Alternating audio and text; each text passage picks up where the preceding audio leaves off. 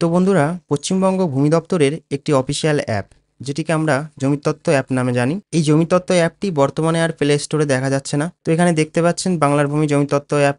এখানে সার্চ করার পর এখানে জমিতত্ত্ব যে অফিসিয়াল যে অ্যাপটি সেটি আর দেখাচ্ছে না। তো এখানে দুটো থার্ড পার্টি অ্যাপস সেই দুটো দেখাচ্ছে। আর এরপর গুগলে যদি আমরা সার্চ করি জমিতত্ত্ব প্লে স্টোর লিখে, এরপরে এখানে গুগলে একটা সার্চ রেজাল্ট দেখাচ্ছে জমিতত্ত্ব। তো এখানে দেখাচ্ছে we are sorry, the request URL was not found on this server.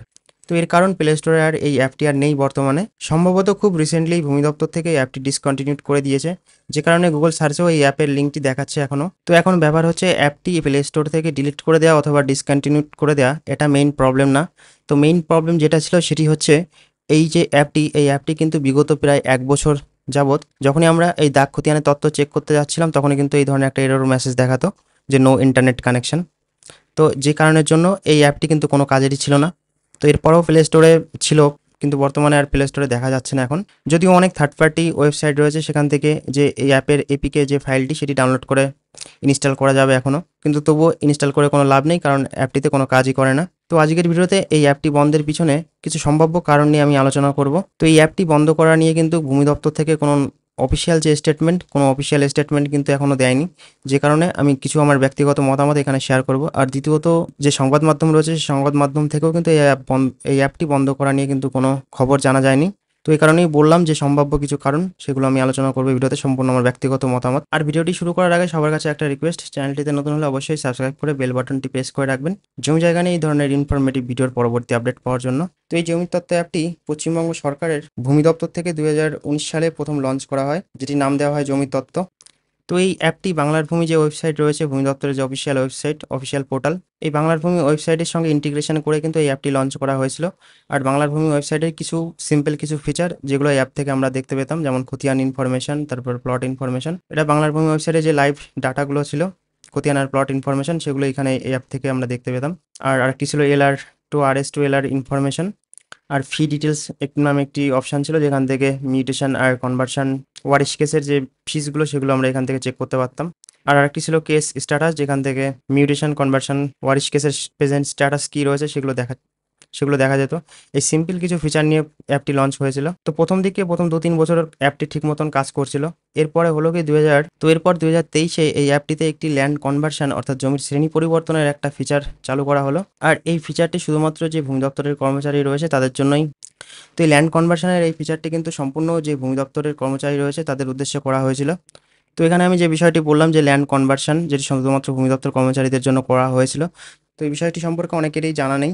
তো আমি একটু সংক্ষেপে বোঝানোর চেষ্টা করছি। তো আমরা যখন কোনো জমির শ্রেণী পরিবর্তন করার জন্য যখন আমরা অ্যাপ্লিকেশন করি, সেই কনভার্সন কেসটি কিন্তু ফিল্ডে গিয়ে যে রেভিনিউ ইন্সপেক্টর রয়েছে সেই রেভিনিউ ইন্সপেক্টর ফিল্ড ইনকোয়ারি করতে আসেন।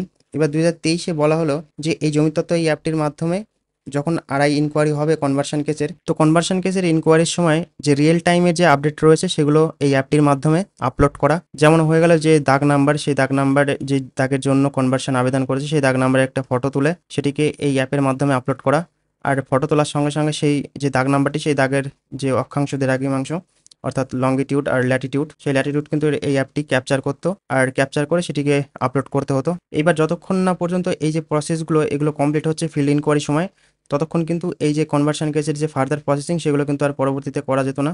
তো এগুলো কমপ্লিট হওয়ার পর তারপরে সেই কেসটিকে পরবর্তী হিয়ারিং করা হতো। কিন্তু এটি করতে গিয়ে সবথেকে বড় যে সমস্যা যেগুলো দেখা গেল, তো ডিস্ট্রিক্টের নানান ব্লক থেকে বিভিন্ন রকম প্রবলেম আসতে শুরু করলো। তো যেমন প্রথমত যেটি অসুবিধা হচ্ছিল যে ফিল্ড ইনকোয়ারির সময় এমনই জায়গা রয়েছে যেখানে কোনো ইন্টারনেট কানেকশন নেই। এবার এই অ্যাপটি কিন্তু ইন্টারনেট কানেকশন ছাড়া একদমই কাজ করতো না। তো যে কারণে ইন্টারনেট কানেকশনের প্রবলেমের কারণে কিন্তু এই যে ইনকোয়ারি টাইমে যে ফটো তোলা, তারপর লংটিউড ল্যাটিটিউড ক্যাপচার করা, এগুলো প্রবলেম দেখা দিচ্ছিল। তারপর দ্বিতীয়ত, যখন একটা নতুন একটা ফিচার যখন ইমপ্লিমেন্ট করতে যাচ্ছে, তো তখন সেই সিস্টেমটা সম্পর্কে একটা ট্রেনিংয়ের একটা ব্যাপার রয়েছে, সে ট্রেনিংয়েও কিন্তু নানান প্রবলেম দেখা দিচ্ছিল। যে কারণে কয়েক মাসের মধ্যেই প্রতিটা ডিস্ট্রিক্টের প্রতিটা ব্লকে কিন্তু এরকম কনভার্সন কেসের সব কেসগুলোই পরপর পেন্ডিং হতে শুরু করলো। এরপর ভূমি দপ্তর বাধ্য হয়ে এই অ্যাপটি থেকে যে ল্যান্ড কনভার্সনের যে ফিচারটি চালু করেছিল সেটি তুলে দিতে বাধ্য হলো। তো পুনরায় আগের মতন যেমন চলছিল কনভার্সন, সেভাবে ইনকোয়ারি প্রসেস চালানো হলো।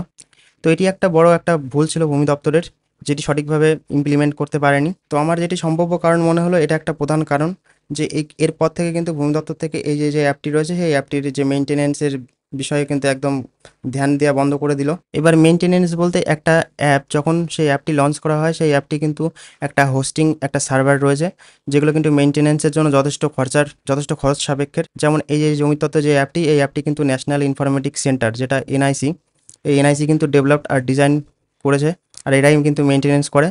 সেই প্রতিটি ওয়েবসাইটে কিন্তু মেনটেনেন্স এই এনআইসি করে থাকে। এবার একটা স্টেট গভর্নমেন্টের কোনো একটা সরকারি ওয়েবসাইট হোক বা কোনো অ্যাপস হোক সেটি কিন্তু সম্পূর্ণ এই স্টেট গভর্নমেন্টের অর্ডারের উপরেই কিন্তু এই এনআইসি মেনটেন করে থাকে। তো এরপর থেকে কিন্তু দীর্ঘ একটা সময়কাল থেকে কিন্তু এই সেম একটা প্রবলেম যে নো ইন্টারনেট কানেকশন, যখন আমরা দাগ খতিয়ানা তত দেখতে যেতাম তখন এই মেসেজটি দেখাতো। তো ওই মেসেজটি দেখানোর একটাই কারণ যে এই অ্যাপটির কোনো মেনটেনেন্স না করা। তো প্রথম সম্ভাব্য কারণটা নিয়ে আলোচনা করলাম। এবার দ্বিতীয় আরেকটা কারণ যেটা আমি বলবো এখানে, তো হয়তো হতে পারে এমন যে ভূমি দপ্তর থেকে কিছু অন্যরকম চিন্তাভাবনা রয়েছে। তো অন্যরকম চিন্তাভাবনা বলতে বর্তমানে কিন্তু যে ল্যান্ড রেভিনিউ অর্থাৎ যে খাজনা, ঠিক আছে, সেই ল্যান্ড রেভিনিউ কিন্তু আমাদের অনলাইন সিস্টেম করে দিয়েছে 2022 থেকে। এটা 2022-এর থেকে কিন্তু এই অনলাইনে আমাদের খাজনা পেমেন্ট করতে হয়, যেটা সম্পূর্ণ বাংলার ভূমি ওয়েবসাইট থেকে করতে হয়। তো এমন কিছু চিন্তাভাবনা থাকতে পারে যে এই যে জমি তত্ত্বের যে অ্যাপটি ছিল সেই অ্যাপটিকে সম্পূর্ণরূপে মডিফাইড করে নতুন কোনো একটা অ্যাপ নতুন নামে কিন্তু লঞ্চ করতে পারে, নিউ অ্যাপ, ঠিক আছে। সেই অ্যাপে এই অনলাইন যে খাজনা সিস্টেম সেটি হয়তো চালু করতে পারে, যেহেতু বর্তমানে এই অনলাইন খাজনা পেমেন্টের সবথেকে বেশি প্রয়োজন হয়। তো এই খাজনা পেমেন্টের সুবিধার্থে এই নতুন একটি কোনো অ্যাপসের মাধ্যমে কিন্তু করতে পারে খাজনা পেমেন্ট সিস্টেম, আর তার সাথে সাথে নতুন যে ফিচার রয়েছে সেগুলো কিন্তু এই নতুন অ্যাপের মাধ্যমে অ্যাড করতে পারে। তো আমি আগেও একটা ভিডিওতে আমি বলেছিলাম যে ভূমির তত্ত্ব অ্যাপটি বন্ধের পিছনে কারণ, সেই ভিডিওতে আমি কিছু নতুন ফিচার বলেছিলাম। তো তার মধ্যে একটা অন্যতম যে জমির খাজনা পেমেন্ট করা এটা।